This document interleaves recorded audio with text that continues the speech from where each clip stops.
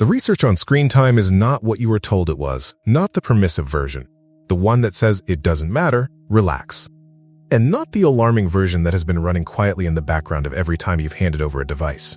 Both of those are distortions.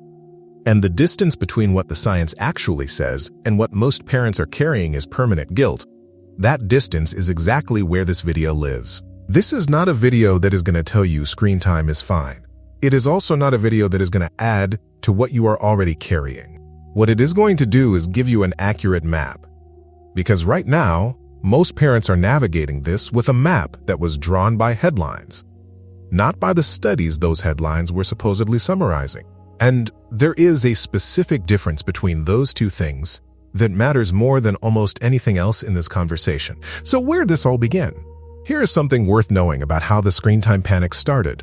The original guidelines, the ones that became cultural fact, were not based on a large body of longitudinal research.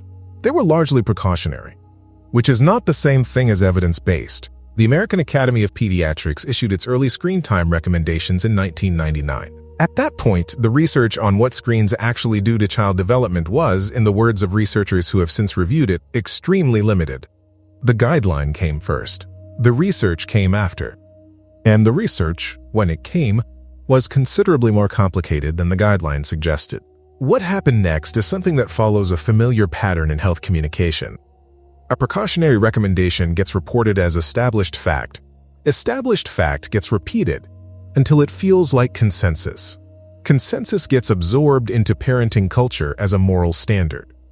And then, the moral standard gets applied not to the nuance of the original concern, but to every parent, in every context, every time a device appears. That is not how science works. But it is exactly how guilt works. And those two things, the science and the guilt, have been traveling together for 25 years as if they are the same thing. They are not. The guilt you are carrying about screen time was not handed to you by the research. It was handed to you by a cultural narrative that ran ahead of the research and never fully came back to correct itself when the picture got more complicated. That is not a small thing. That is the specific origin point of a guilt that has been running on automatic for years. Which brings us to the question the guilt never lets you ask calmly. What does the research actually say? Here is the honest answer. It depends. And the things it depends on are very specific. The research that shows genuine concern is concentrated in a few areas. Very young children, under 18 months, and video chat aside, the evidence suggests that screens during this window offer limited developmental benefit and can displace the back-and-forth interaction that language acquisition actually depends on. That is a real finding. It deserves real weight, but here is what that finding does not say. It does not say that a 3-year-old watching 30 minutes of educational programming while a parent makes dinner is equivalent to 6 hours of unsupervised passive consumption by an infant. It does not say that context is irrelevant. It does not say that the exhausted parent who needs 20 minutes of uninterrupted time to stay functional is doing the same thing the research was actually measuring. Those distinctions matter enormously, and they are almost never present in the way this research gets reported. A 2019 review published in JAMA Pediatrics looked at the evidence on screen time and child outcomes and found that the associations researchers have measured are real, but small, and highly dependent on what kind of content, in what context, with or without co-viewing. The same year, researchers at the University of Oxford analyzed data from over 19,000 children and found that the negative associations between screen time and well-being were so modest they were effectively meaningless at moderate levels, smaller than the effect of eating potatoes regularly, in their words. That is not a dismissal of the concern. It is a calibration of it. The current evidence, read carefully and in full, says something like this. Content matters. Context matters. What the screen displaces matters. The presence of an engaged adult matters significantly. And the total picture of a child's life, their sleep, their physical activity, their relationships, their stress, matters far more than screen time as an isolated variable. That is a more complicated picture than 2 hours maximum. It is also a more honest one. And it is almost certainly not the picture that has been running inside your head, which leads to the part that tends to land differently. The guilt most parents carry about screen time is not actually calibrated to the research. It is calibrated to a standard.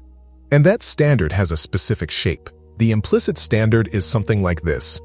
A good parent, a present parent, an engaged parent does not need the screen. A good parent has enough energy, enough creativity, enough support, enough resources that the device is never the answer. The screen, in this cultural story, is the thing you reach for when you are not enough. And every time you reach for it, the guilt is not saying you made a suboptimal developmental choice. It is saying you are not enough. That is a different indictment entirely. And it is worth being very precise about where it comes from, because it does not come from the research. It comes from a parenting ideal that was built for a specific kind of parent who has things that roughly 1 in 4 American parents do not have: a co-parent in the same house, access to affordable childcare, a schedule with margins, a body that has not been running on empty for 18 consecutive months. The research on screen time was not designed with that parent in mind. The cultural guilt was not designed with that parent in mind.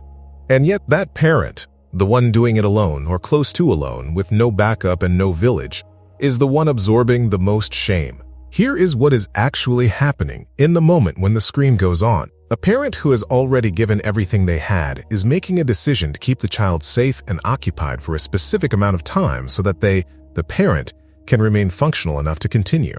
That is not a failure. That is a regulation strategy deployed under conditions the parenting ideal never accounted for. The screen is often not replacing engaged parenting. It is replacing the version of that parent who has collapsed. And a child watching 30 minutes of something familiar while their parent gets enough space to come back regulated is not having their development harmed. They are having their parent preserved. That distinction, that specific distinction, is the one the guilt erases every single time. The guilt says, you used the screen instead of being present. What actually happened? You used the screen so you could be present again. Those are not the same day. Those are not the same parent. And they are absolutely not the same outcome. If what landed in this video is the beginning of something, the sense that this guilt has been operating on a story that was never fully accurate, there is a resource in the description built for exactly that next step. It is a 7-day journal that interrupts the guilt loop, not with positive thinking, not with bypassing what is real, but with the specific daily practice of examining what the guilt is actually pointing at and what it has been getting wrong. The link is in the description and in the pinned comment. So here is what this actually means for the decisions that happen this week. Not a new rule, a different set of questions. The questions that the research suggests actually matter. What is the content? Is it designed for this age? Does it move too fast for the brain to process? Is it interactive or purely passive? Is there some connection around it? A few minutes of watching together, a comment, a question, or is it purely displacement? What is it replacing in this specific moment? Sleep, physical activity, conversation, or a parent who is 3 minutes from losing it entirely? And what is the total context of this child's day? Are they getting movement, connection, outdoor time, enough sleep? Those are the variables the research is actually tracking. Not the clock, not the number, not whether a device was present. And here is what the research is not particularly tracking.